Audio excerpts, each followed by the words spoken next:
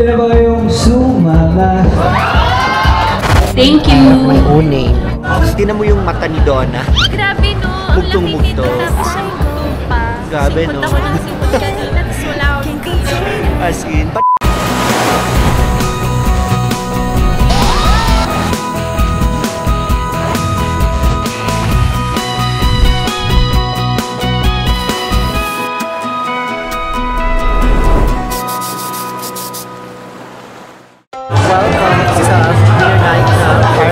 So pumunta ako ng SM North the Block para suportahan ang pelikula ng friend nating si Zig Dulay.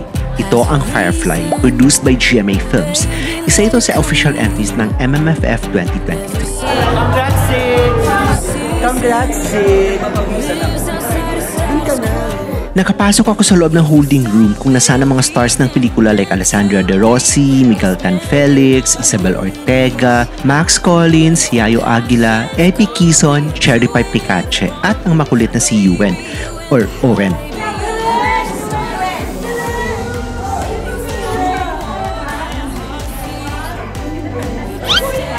Artista siya eh. Vlogger din.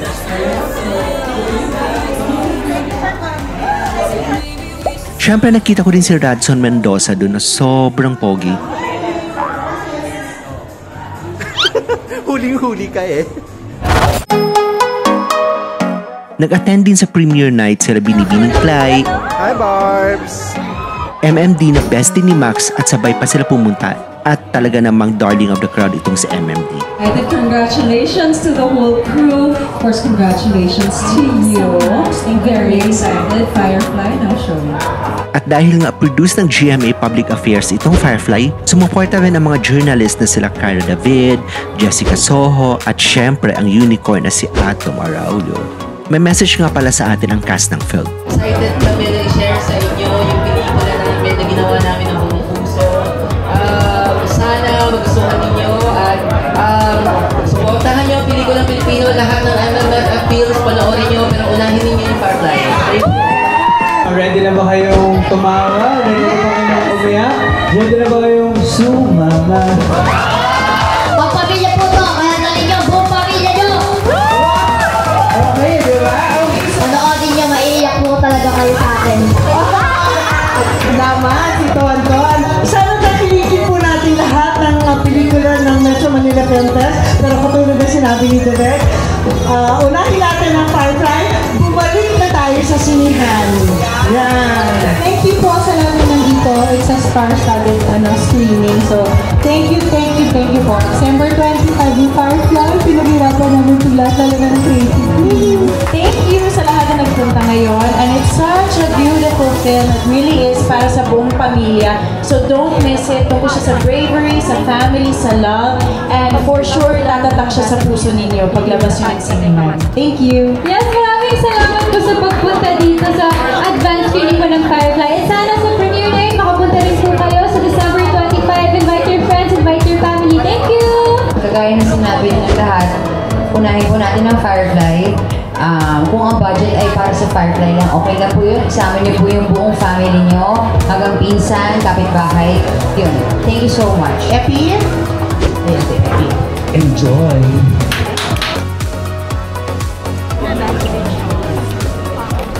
And look, may sarili pa akong pangalan sa upuan.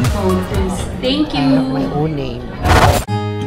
Bumuhos ang luha pagkatapos ng film. Oo, ang galing niya magpaiyak as in nakakaiyak siya, promise. Tingnan mo lang tong sila Donna, Christian at Benedict Ramos. Talagang namugto ang mga mata sa kakaiyak after ng film. So eto na ang chika namin ni Donna after. Katatapos lang ng premiere ng Firefly. Ano masasabi mo? As a young mom, As a young mom. parang kami ang market nito. Pati yung mga mga bagets. Actually tayo lahat nakaka-relate tayo. Kasi lahat naman no? tayo may nanay eh. Mother story talaga. Iba yung tama niya sa hormones ko. Nakakaiyak siya actually. Relationship, Medyo mabagal. Slow burn siya. Pero mag-unfold naman siya pandang. Oo. Pero hindi naman siya sobrang bagal. Hindi Maganda naman din nakaka-bore yung Hindi. pagka-slow burn niya. Hindi naman. Yun Hindi naman. naman yung treatment ata na kailangan. Parang ano lang, parang kailangan niyang maglakbay ng dahan-dahan. Oo. Lalakbay ng dahan-dahan para pagdating sa dulo ay iiyak. Tinan mo yung mata ni Donna. Grabe no, ang laki Mugtong-mugto. nito tapos sa mugto pa. Grabe, Simot no? ako ng simot kanina tapos wala akong tissue. As in, panoorin niyo. Naiyak ka ba, Direk? Oo, naiyak ako. Ang daming parts na naiyak ako. Ikaw na yan Go, ako na to na wala akong puso. Ikaw na yan, naiyak ka pa. Yung Michael Cardos din, dinabawasan ng foundation niya sa ilalim ng Oo, mata. guwanan yung foundation na dito. Hindi siya. Huwag niyang sasabihin hindi siya tinamaan. Oo. Wala siyang maluloko. Magandang kwento ng nanay at anak. For family. Pwede sa lahat.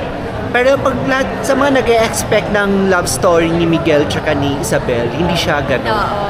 So, Hindi doon pumunta yung Hindi siya yung kumbaga hindi love interest ng dalawa yung Pero highlight. spoiler alert, sila yung nagkatuluyan. Cute. Oo. Na At tumanda least na doon na sila. lang binigay, no? Ayan, umiyak din siya. Hindi na wala yung focus sa journey ng Sobrang bata. enjoy po ng movie, grabe. Happy. Andito pa rin yung luha ko. Balita ako nakatulog ka. Ay, hindi po. Dinig na dinig ko yung hilik ba? Natulog pala. Umiyak din siya. Ayan. And don't forget to subscribe.